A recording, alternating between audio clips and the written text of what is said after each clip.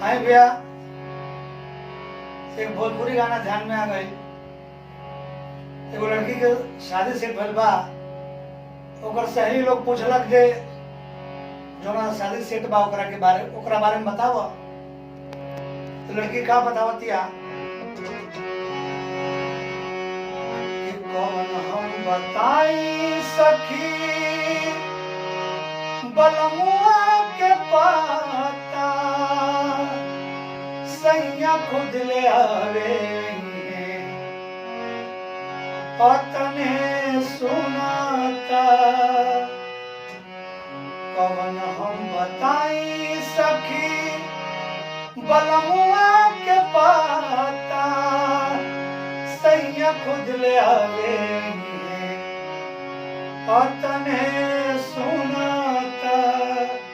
सैया खुद ले आवे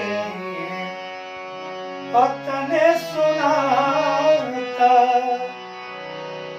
अंतराबा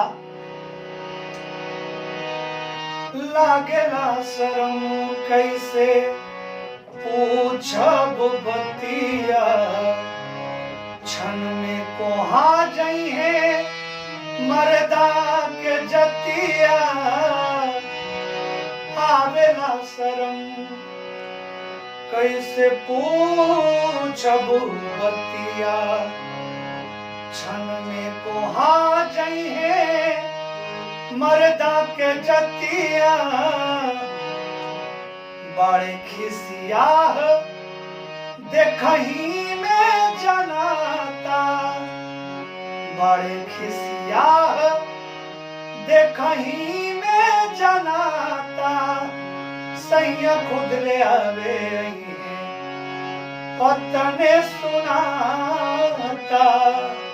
सैया खुद ले आवे पतने सुनाता।